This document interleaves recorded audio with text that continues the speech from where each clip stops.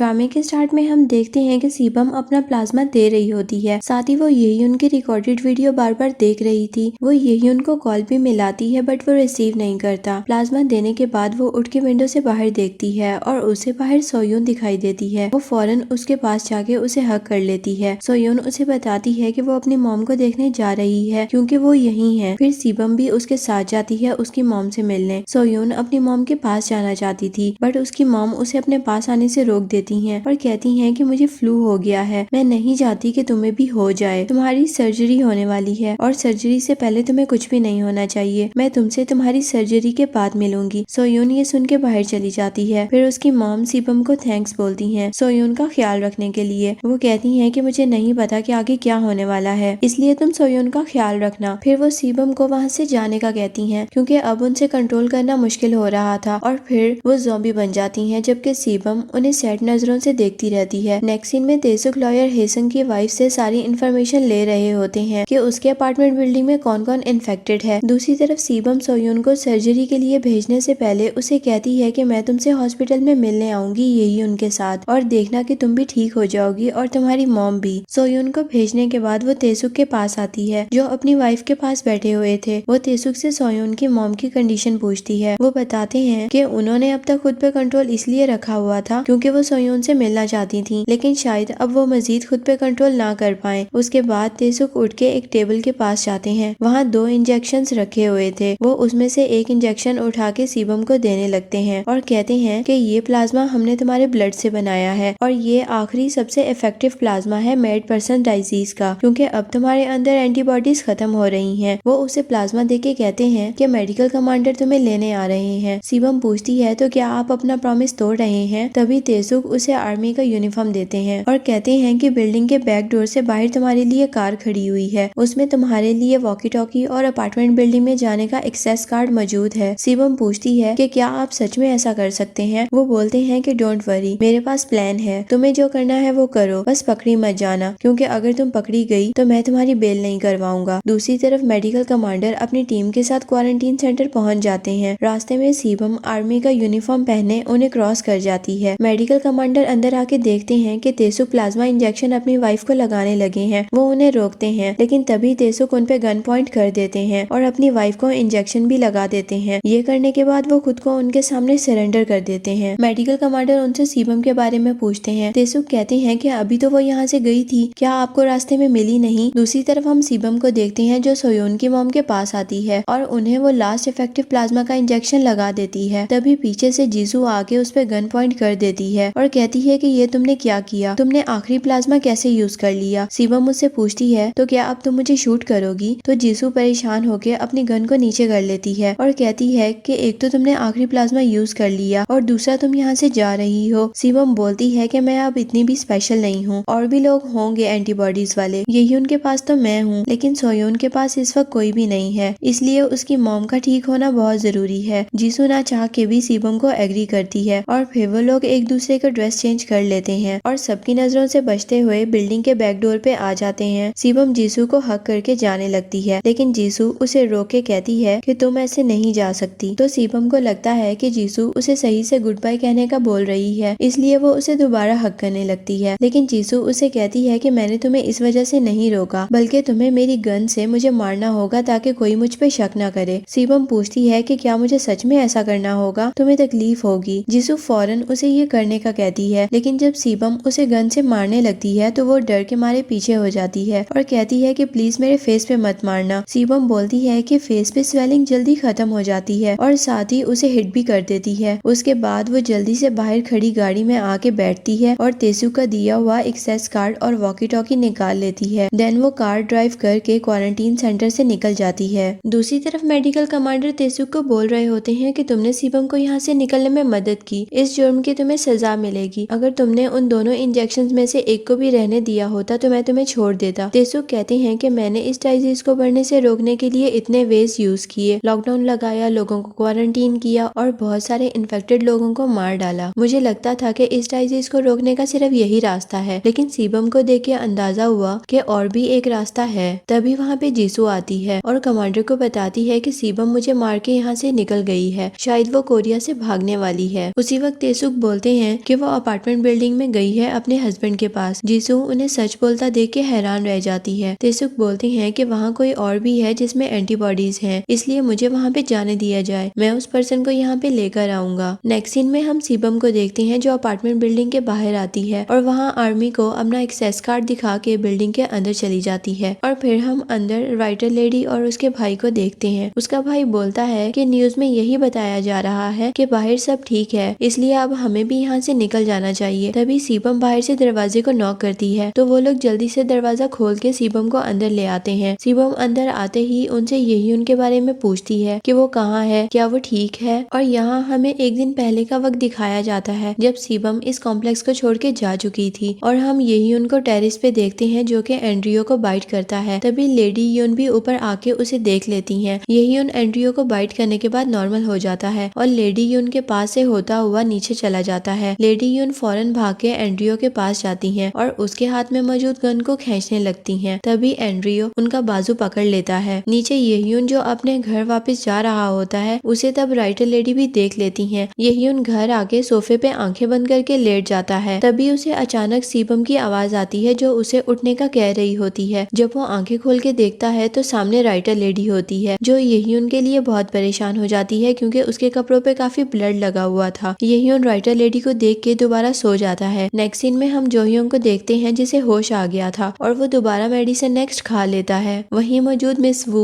और lawyer हेसंग tattoo के alphabets को समझने की कोशिश कर रहे थे। उसी वक्त बेल बजती है और मिस वू जाके दरवाजा खोलती है। बाहर क्लिनिक कपल होता है। क्लिनिक लेडी पूछती है कि क्या डॉक्टर घर में है, मेरा हस्बैंड बहुत जख्मी है और उसका ब्लड बहुत वेस्ट हो गया है। मिस वू बोलती है कि जोह्योंग यहाँ पे नहीं है। ये कह के वो डोर बंद करके अंदर जाते हैं। तभी जोह्योंग लॉयर हेसंग के बाजू पे काट लेता है। ये देख के वो दोनों डर के घर से भाग के लॉयर हेसंग के घर चले जाते हैं। पीछे जोह्योंग भी उनका पीछा करता है। वो यहाँ इन्फेक्टेड होने का ड्रामा कर रहा था। फिर वहाँ क्लिनिक लेडी आके उसकी तबीयत का पूछती है। दूसरी तरफ जब यही उनकी आंख खुलती है तो उसके घर में राइटर लेडी और उसका भाई बैठे होते हैं। उसका भाई कह रहा था कि यही उनके बाजू और टांग पे गोली लगी है, लेकिन देखो उसका खून भी बहना बंद हो गया। मुझे इसके खून को देख के कुछ भी नहीं हो रहा, ना ही इसको पीने का दिल कर रहा है। ये यकीनन इन्फेक्टेड होगा। तभी येह्यून उठ के उनसे सीबम के बारे में पूछता है। वो बताते हैं कि सीबम इस कॉम्प्लेक्स को छोड़ के जा चुकी है। ये सुन के वो बाहर जाने लगता है, लेकिन राइटर लेडी उसे रोकती है कि तुम्हें 2 गोलियां लगी हैं। येह्यून उन्हें बताता है कि मैंने एंड्रियो को बाइट किया है, तो वो दोनों डर के पीछे हट जाते हैं। येह्यून उन्हें कहता है कि इन्फेक्टेड किलर और भी ज्यादा खतरनाक हो सकता है। अगर वो अभी तक जिंदा है तो हमें उसे पकड़ना होगा। ये कह के वो बाहर जा रहा होता है, लेकिन फिर उसकी नजर अपने कपड़ों पे पड़ती है जिसपे खून लगा हुआ था, इसलिए वो उन्हें चेंज कर लेता है। फिर वो लोग ऊपर टेरेस पे जाते हैं एंड्रियो को देखने के लिए, लेकिन वो वहाँ पे नहीं होता, बल्कि सिर्फ बेसबॉल बैट ही वहाँ पे पड़ा होता है। येह्यून फौरन जाके बैट को उठा लेता है और फिर वो उसे ढूंढने लगते हैं। नेक्स्ट सीन में जोह्योंग मिरर में खुद को देख के चेक कर रहा होता है कि कहीं वो इन्फेक्टेड तो नहीं हो गया। हम देखते हैं कि क्लिनिक कपल भी उसके घर पे मौजूद है। उसी वक्त बेल बजती है और वो जाके डोर ओपन करता है। बाहर येह्यून होता है। वो जोह्योंग से पूछता है कि क्या यहाँ पे कोई जख्मी है, तो वो बोलता है कि क्लिनिक पर्सन को एंड्रियो ने चाकू से मारा है और मैं उन्हें सिर्फ इंसानियत के नाते अपने घर ले आया हूँ। येह्यून बोलता है कि मुझे लेडी यून और एंड्रियो नहीं मिल रहे। एंड्रियो इस वक्त बहुत डेंजरस हो गया है, इसलिए उसे अपने घर में मत आने देना। जोह्योंग कहता है कि मिस वो ने लॉयर हेसंग के साथ मिलकर मुझे हर्ट किया है, क्या तुम उनको पनिश नहीं करोगे? राइटर लेडी बोलती है कि हम अभी लॉयर के घर से ही आ रहे हैं, उन्होंने हमें दिखाया है कि तुमने उन्हें कितनी बुरी तरीके से काटा है। जोह्योंग कहता है कि हाँ मैंने उसे काटा है क्योंकि मैं इन्फेक्टेड हो गया हूँ। येह्यून उसके पास जाके उसे कहता है कि तुम इन्फेक्टेड नहीं हो और ये मैं इसलिए जानता हूँ क्योंकि मैं इन्फेक्टेड हूँ और मैं खुद को बहुत मुश्किल से रोक रहा हूँ तुम्हें बाइट करने से। जोह्योंग कहता है लेकिन मैंने मेडिसिन नेक्स्ट खाई है। वो बोलता है कि मेडिसिन नेक्स्ट लेने का मतलब ये नहीं है कि तुम इन्फेक्टेड हो जाओगे, कुछ के सिम्टम्स बाद में भी शो होते हैं। ये कह के वो अंदर क्लिनिक पर्सन को देखने चला जाता है, लेकिन उसके ब्लड को देख के उसे शदीद प्यास लगने लग जाती है, तो वो खुद को बड़ी मुश्किल से कंट्रोल करता है और जोह्योंग से पूछता है कि ये कब तक सरवाइव कर पाएगा। वो बताता है कि अगर हमने इसका चाकू निकाल दिया तो ये फौरन मर जाएगा, वरना शायद 2 से 3 दिन सरवाइव कर जाए। येह्यून उसे बोलता है कि मैं क्लिनिक पर्सन को यहाँ से बाहर निकालने का रास्ता ढूंढता हूँ, तब तक तुम ख्याल रखो। जोह्योंग कहता है कि मैंने उसे पेन किलर्स दी, यहाँ तक कि अपना बेडरूम भी दे दिया और अब मैं उनके लिए क्या करूँ। तो येह्यून उसे सोफे पे पुश करके बेड से मारने लगता है, लेकिन फिर उसे कहता है कि तुम्हें क्या लगता है कि इस मेडिसिन नेक्स्ट को खा के तुम इन्फेक्टेड बन जाओगे और फिर फिर इस क्लिनिक कपल को अपना खाना बनाओगे? जो योंग बोलता है कि मैंने वो मेडिसिन सिर्फ इसलिए खाई थी क्योंकि मुझे लगा था कि मैं मरने वाला हूँ। येह्यून उसे बोलता है कि चुप करके इन लोगों का ख्याल रखो वरना मैं तुम्हें बेसमेंट में बंद कर दूंगा। ये कह के वो वहाँ से चला जाता है। जो योंग भी उसे बातें सुनाता हुआ बाहर निकल जाता है। पीछे क्लिनिक लेडी रूम से बाहर निकलती है। उसने उन दोनों की बातें सुन ली थी, इसलिए वो टेबल पे रखी मेडिसिन नेक्स्ट को उठा के उसमें से कुछ पिल्स निकाल लेती है और जाके अपने हस्बैंड को खिला देती है। वो उसे बताती है कि इस मेडिसिन को खाने से जख्म जल्दी ठीक हो जाते हैं। दूसरी तरफ येह्यून ओल्ड कपल के घर जाता है। वो उनसे पूछता है कि क्या आप लोग ठीक हैं? वो कहते हैं कि हम तो यहाँ पे ठीक हैं, लेकिन क्या तुम मेरे बेटे का ख्याल रखोगे? येह्यून पूछता है कि क्या वो अभी तक वापस नहीं आया? उसने तो कहा था कि शायद वो इस कॉम्प्लेक्स से चला जाए। ओल्ड मैन कहते हैं कि अगर तुम्हें मेरा बेटा दिखाई दे तो उसे कहना कि हम लोग बिल्कुल ठीक हैं, इसलिए वो घर वापस आ जाए। येह्यून बोलता है कि ठीक है, मैं उसे ये बात कह दूंगा, लेकिन अगर आपको कोई स्ट्रेंजर दिखे तो आप उसके लिए दरवाजा मत खोलिएगा क्योंकि ये खतरनाक हो सकता है। उसके बाद वो लोग जा रहे होते हैं तो उन्हें एलिवेटर में लेडी यून भी मिल जाती हैं। उनकी हालत काफी क्रीपी सी थी। वो राइटर लेडी और उसके भाई को बताती हैं कि तुम लोग येह्यून से दूर रहो क्योंकि ये इन्फेक्टेड है। मैंने इसे एंड्रियो को बाइट करते देखा है, लेकिन वो दोनों चुप करके खड़े रहते हैं। तभी येह्यून उन्हें बताता है कि एंड्रियो अभी तक इस बिल्डिंग में मौजूद है। ये सुन के लेडी यून हंसने लग जाती हैं और कहती हैं कि एंड्रियो तो मर चुका है। और यहाँ हम फ्लैशबैक में देखते हैं कि जब एंड्रियो ने लेडी यून का बाजू पकड़ा था तो उन्होंने उसे बेसबॉल बैट से मार दिया था। येह्यून उनसे पूछता है कि फिर एंड्रियो की डेड बॉडी कहाँ है? क्या आपने उसे छुपाया है? वो बोलती हैं कि उसकी डेड बॉडी तो ऊपर टेरेस पे है, लेकिन येह्यून बताता है कि एंड्रियो की लाश ऊपर नहीं है। ये सुन के वो फौरन एलिवेटर से ऊपर जाती हैं देखने और वहाँ उन्हें सच में एंड्रियो की लाश नहीं मिलती। ये देख के वो बहुत ज्यादा घबरा जाती हैं और यही सोच के नीचे आ जाती हैं कि येह्यून ने खुद एंड्रियो की लाश छुपाई है और मुझे वो डराने की कोशिश कर रहा है। दूसरी तरफ येह्यून पार्किंग लॉट के डोर के पास आता है और वो देखते हैं कि डोर ऑलरेडी खुला हुआ है। येह्यून उन्हें अंदर रुकने का कह के खुद बाहर जाके चेक करता है। उसे यूट्यूबर की कार पे काफी सारे खून के हैंडप्रिंट्स मिलते हैं और फिर उसे कार में यूट्यूबर भी मिल जाता है जो कि इन्फेक्टेड हो चुका था। येह्यून उसे लेके अंदर आ जाता है। वो राइटर लेडी और उसके भाई को कहता है कि इसके अभी सिम्टम्स शो नहीं हुए, ये अपनी फैमिली के साथ रहेगा तो शायद खुद पे कंट्रोल कर लेगा। और फिर यूट्यूबर इंतहाई शर्मिंदा अपने घर जाता है जहाँ वो रो के अपने डैड से सॉरी बोलता है। ओल्ड पर्सन भी अपने बेटे को इस बुरी हालत में देख के रोने लग जाते हैं और उसे फौरन अंदर ले जाते हैं। दूसरी तरफ क्लिनिक लेडी जोयोंग की वाइफ की ज्वेलरी को रश भरी निगाहों से देख रही होती है। तभी क्लिनिक पर्सन उसे कहता है कि अब मुझे दर्द बहुत कम हो रहा है, उस मेडिसिन ने तो कमाल कर दिया, क्या तुम्हारे पास और भी है? तो क्लिनिक लेडी उसे दोबारा से वही मेडिसिन देती है। फिर क्लिनिक पर्सन उसे चाकू निकालने का कहता है और उसे कहता है कि हमने अपनी जिंदगी में बहुत प्रॉब्लम्स फेस की हैं और मैं उन मुश्किलात को अब दोबारा नहीं देखना चाहता, इसलिए चलो इस घर पे कब्जा कर लेते हैं। क्लिनिक लेडी पूछती हैं कि ये हम कैसे करेंगे। वहीं रूम से बाहर जोयोंग मेडिसिन नेक्स्ट की बोतल को देख रहा होता है। तभी क्लिनिक लेडी उसे आके कहती हैं कि हमने चाकू निकाल दिया है। ये सुन के जोयोंग गुस्सा हो जाता है और उसे बातें सुनाता हुआ अंदर देखने जाता है। वो जैसे ही अंदर पहुंचता है तो क्लिनिक पर्सन उस पे चाकू से वार करके उसके बाजू पे कट लगा देता है और जोयोंग डर के मारे अपने घर से भाग जाता है। देन हम लॉयर हेसंग को देखते हैं जो अपने बाजू पे जख्म से बहुत परेशान होता है, लेकिन मिस वू को इसकी कोई परवाह नहीं थी, बल्कि वो सिर्फ इस बात के लिए फिक्र कर रही थी कि उसके पास क्रिप्टो अकाउंट का पासवर्ड है लेकिन लैपटॉप नहीं है। तभी उनके घर जोयोंग आके उनसे कहता है कि डोर ओपन करो, मैं तुम्हें पैसे दूंगा। पैसों का सुन के मिस वू फौरन जाके दरवाजा खोलती है और पूछती है कि तुम मुझे कितने पैसे दोगे। तो जोयोंग अपना हाथ अंदर करता है। मिस वू फौरन डर के मारे दरवाजा बंद कर देती है। फिर जोयोंग की मुलाकात येह्यून लोगों से होती है और वो उसे सारी बात बताता है। येह्यून उन सबके साथ जोयोंग के घर जाता है क्लिनिक कपल से बात करने। क्लिनिक लेडी उन्हें बताती है कि जोयोंग ने ही हमें मेडिसिन नेक्स्ट दी थी और कहा था कि इसको खाने से जख्म जल्दी ठीक हो जाते हैं। जोयोंग चिल्ला के बोलता है कि मैंने ऐसा कुछ भी नहीं किया, बट येह्यून को उस पर बिलीव नहीं होता और वो उसे लेके जाने लगता है। तभी जोयोंग बोलता है कि मुझे मेरा लैपटॉप तो लेने दो और फिर येह्यून लैपटॉप के साथ जोयोंग को जिम में लेकर जा रहा होता है। एलिवेटर में उन्हें लेडी यून भी मिलती हैं। वो उनसे पूछती हैं कि तुम जोयोंग को कहाँ लेकर जा रहे हो। येह्यून कहता है कि हम इसे क्वारंटीन करने लगे हैं, अगर आप भी इसकी तरह नहीं होना चाहती तो ध्यान से रहें। वो लोग लेडी यून को वहाँ पे छोड़ के चले जाते हैं। दूसरी तरफ जोयोंग के घर में क्लिनिक कपल सब चीजों पे कब्जा करके प्लान कर रहे होते हैं कि लॉकडाउन खत्म होने से पहले हम जोयोंग को मार डालेंगे और सबको कह देंगे कि वो इन्फेक्टेड था। वो प्लान करके काफी खुश होते हैं। नेक्स्ट सीन में येह्यून वापस अपने घर आता है। तब राइटर लेडी उससे पूछती है कि तुम सीबम के साथ बाहर क्यों नहीं गए। वो बोलता है कि सीबम के वापस आने तक मुझे घर का ख्याल रखना होगा क्योंकि ये घर बहुत स्पेशल है और हमने इसे काफी मेहनत से हासिल किया है। फिर वो उन दोनों को वापस भेज के पूरे घर की सफाई करने लगता है। इस दौरान उसे वॉकी टॉकी भी मिलता है जो कि खराब हो चुका था। फिर वो सीबम और अपनी फोटो को देख के वॉकी टॉकी पे बोलता है कि सीबम क्या तुम ठीक हो, मैं तुम्हें बहुत मिस कर रहा हूँ। और यहीं वो एक दिन खत्म हो जाता है जब सीबम इस कॉम्प्लेक्स में मौजूद नहीं थी। सीबम ये जान के बहुत खुश हो जाती है कि येह्यून अभी जिंदा है और इस वक्त घर पे है। वो वहाँ से जाने से पहले उन दोनों को कहती है कि तुम लोग बाहर मत जाना क्योंकि बाहर खतरा है, लेकिन लॉकडाउन जल्दी खत्म होने वाला है। दूसरी तरफ मिस वू जिम में आके जोहयोंग का लैपटॉप उठाने लगती है, बट उसी वक्त जोहयोंग उसका बाजू पकड़ लेता है और वो चीखने लग जाती है। तभी वहाँ पे लेडी योन हाथ में डंबल पकड़े आती है और बोलती है कि इससे अपनी हथकड़ी तोड़ लो, हमें उस इन्फेक्टेड पुलिस वाले को मारना होगा। और जोहयोंग उनसे एग्री कर लेता है। नेक्स्ट येह्यून सारे घर की चीजें सेट कर रहा होता है, तभी उसे मिस वू के चीखने की आवाज आती है। वो फौरन बेसबॉल बैट लेके घर से बाहर निकलता है और सामने ही जोहयोंग हाथ में चाकू लिए मिस वू को पकड़ के खड़ा होता है। साइड पे बैठी लेडी योन जोहयोंग को कहती है कि सारे नॉर्मल लोगों को मार डालो और उसका इल्जाम इन इन्फेक्टेड मॉन्स्टर लोगों पे डाल देना। येह्यून बोलता है कि असली मॉन्स्टर इन्फेक्टेड लोग नहीं बल्कि तुम लोग हो। जोहयोंग उससे पूछता है कि क्या तुम्हें प्यास लग रही है और साथ ही वो मिस वू के बाजू पे कट लगा के उसे येह्यून की तरफ धक्का दे देता है। खून की स्मेल से येह्यून को फौरन प्यास लगने लग जाती है। वो बेसबॉल बैट जोर से जोहयोंग को मारता है, साथ ही मिस वू को स्टेयरवे की तरफ भेज के खुद वापस अपने घर भाग जाता है। पीछे लेडी योन हंस हंस के तमाशा देख रही होती हैं। जोहयोंग येह्यून के घर का दरवाजा जोर जोर से बजाने लग जाता है, जबकि अंदर येह्यून खुद पे चादर डाल के बैठ जाता है। वो खुद पे कंट्रोल करने की कोशिश कर रहा था, लेकिन मिस वू का ब्लड उसके हाथ पे लगा होने की वजह से वो दोबारा ज़ॉम्बी बन जाता है। बाहर लेडी योन पागलों की तरह अपने आप से बातें कर रही होती हैं। तभी सीबम वहाँ आ जाती है। लेडी योन उसे मारने के लिए भागती हैं। वो समझती हैं कि सीबम उन्हें शायद लेने आई है, लेकिन सीबम उन्हें जल्दी से काम डाउन करती है और अपने घर जाने लगती है। जोहयोंग को बाहर दरवाजा बजाता देख के वो उसे जोर से किक मारती है और अंदर येह्यून के पास आती है। वो उसे कहती है कि याद है तुमने कहा था कि असली घर उससे बनता है जिसके साथ हम रहते हैं, इसलिए अब मैं हमेशा तुम्हारे साथ रहूंगी। येह्यून उसी वक्त नॉर्मल हो जाता है और सीबम को देखता है। उसे यकीन ही नहीं आ रहा होता है कि सीबम उसके सामने बैठी है। फिर सीबम उसे पैशनेट से किस करती है। दूसरी तरफ तेसुक और जीसू आर्मी के साथ कॉम्प्लेक्स की तरफ आ रहे होते हैं। जीसू पूछती है कि क्या वाकई वहाँ पे कोई दूसरा एंटीबॉडीज वाला पर्सन मौजूद है। तेसुक उसे बताते हैं कि लॉयर हेसिंग की वाइफ ने स्टेटमेंट दी थी राइटर लेडी के भाई के बारे में। नेक्स्ट लॉयर हेसिंग अपनी वाइफ को अपॉलोजेटिक मैसेजेस कर रहे होते हैं, जबकि बाहर मिस वू बार बार दरवाजा नॉक करके कह रही थी कि उसे लैपटॉप मिल गया है, अब हम क्रिप्टो अकाउंट खोल सकते हैं। हेसंग की वाइफ उसे कह देती है कि अब वो उसे कोई कांटेक्ट नहीं रखना चाहती, इसलिए हेसंग मिस वू को ये सोच के अंदर आने देता है कि कुछ ना होने से कुछ होना बेहतर है। उसके बाद वो दोनों क्रिप्टो अकाउंट खोलते हैं और ये देख के शॉक्ड रह जाते हैं कि जोहयोंग के सारे शेयर्स लॉस में जा चुके थे। ओल्ड कपल के घर सब न्यूज देख रहे होते हैं कि स्टॉक मार्केट पूरी दुनिया में लॉकडाउन की वजह से क्रैश कर गई है। फिर उसी वक्त पुलिस फोर्स अंदर दाखिल होती है और उन्हें लेकर चली जाती है। बाहर राइटर लेडी के भाई को भी पुलिस वाले लेकर जा रहे होते हैं। तेसुक उसके स्क्रैच को देख के पहचान जाते हैं और मेडिकल कमांडर को फोन करके कहते हैं कि हमें एंटीबॉडीज वाला पर्सन मिल गया है, वो मैं आपकी तरफ भेज रहा हूँ। फिर हम देखते हैं कि पुलिस फोर्स क्लिनिक कपल को भी पकड़ के लेकर जा रही होती है। वो लोग काफी शोर मचाते हैं कि ये हमारा घर है, हम यहाँ से नहीं जाएंगे, बट उनकी कोई नहीं सुनता। ऊपर टेरिस पे सीबम लोग लेडी योन और जोहयोंग को रहने का कहते हैं। फिर वो लोग इलेक्ट्रिक पाइप सिस्टम के रूम के पास से गुजरते हुए कहते हैं कि हमें किम को वहाँ पे ऐसे नहीं छोड़ना चाहिए, उसकी डेड बॉडी को उसके घर में रखना चाहिए। येह्यून सीबम को कहता है कि तुम उसकी डेड बॉडी लेकर आओ, मैं घर का दरवाजा खोलता हूँ। जब वो किम के घर का दरवाजा खोलता है तो सामने से एंड्रियो गन लेकर बाहर निकलता है और येह्यून को बोलता है कि सीबम को यहाँ बुलाओ। तो येह्यून उससे फाइट करने लग जाता है और इसी दौरान गोली चल जाती है। सीबम गोली की आवाज सुन के फौरन वहाँ पे पहुंच जाती है। एंड्रियो ने येह्यून पे गन तान रखी थी। वो सीबम को कहता है कि गन फेंक दो वरना मैं इसे मार डालूंगा। येह्यून सीबम को चिल्ला के कहता है कि इसे शूट करो, लेकिन सीबम एंड्रियो को शूट करने की बजाय अपने बाजू पे शूट करती है और ब्लीडिंग स्टार्ट होने से एंड्रियो फौरन कांपने लग जाता है। उसके हाथ से गन गिर जाती है। वो खुद पे काबू नहीं कर पाता और ज़ॉम्बी बन जाता है। उसके बाद वो सीबम पे हमला करने के लिए भागता है, लेकिन पीछे से येह्यून उसे शूट करके मार डालता है। सीबम फौरन येह्यून के पास जाती है तो वो उसे बोलता है कि मैंने तुम्हें कहा था ना कि मैं बैड कॉप बनूंगा और तुम्हें हमेशा गुड कॉप ही बने रहना है। है। ये कह के वो बेहोश हो जाता है, जबकि शिवम उसे देख के रोती रहती है। फिर हम कुछ महीने बाद का वक्त देखते हैं कि जोयोंग और लेडी यून कोर्ट में मौजूद होते हैं, जबकि कॉम्प्लेक्स में हम सोयून को देखते हैं जो भागती हुई शिवम के पास आती है। वो बहुत खुश होती है क्योंकि अब सोयून बिल्कुल ठीक हो चुकी थी। वो दोनों जिम जाने का सोच रहे होते हैं क्योंकि अब सारे रेजिडेंट्स वाले जिम को यूज कर सकते थे। तभी येह्यून पीछे से आके शिवम को हक कर लेता है और फिर वो दोनों वॉक करते हुए बातें कर रहे होते हैं लास्ट ईयर के लॉकडाउन के बारे में कि उन दोनों ने कैसे बहादुरी के साथ उन सिचुएशंस को फेस किया। फिर शिवम उससे पूछती है कि तुम मुझे कब से लाइक करते हो। वो बोलता है कि जब मैंने तुम्हें पहली बार देखा था तब से मैं जानता था कि तुम ही मेरी डेस्टिनी हो। शिवम पूछती है कि इसलिए तुमने कभी हार नहीं मानी। वो बोलता है कि तुम्हें क्या लगता है कि मैं पुलिस में क्यों आया। शिवम पूछती है क्या मेरी वजह से। तो येह्यून बोलता है कि मैं यूएस जाने का सोच रहा था, लेकिन मुझे तुम्हारी वो बात नहीं बोलती थी कि लाइफ में बहुत सी चॉइसेस होती हैं, बस इसलिए मैं पुलिस में आ गया। शिवम पूछती है तो क्या अब तुम अपनी लाइफ से खुश हो। तो येह्यून बोलता है कि हाँ बिल्कुल, क्योंकि अब मैं तुम्हारे साथ हूँ। और यहीं इस सीरीज की हैप्पी एंडिंग हो जाती है। अगर आपको इस ड्रामे की एक्सप्लेनेशन अच्छी लगी है तो मेरे चैनल को सब्सक्राइब लाजमी कर दें और बेल आइकॉन को हिट करना ना भूलिएगा। मिलते हैं नेक्स्ट वीडियो में, अपना ख्याल रखिएगा। Good bye.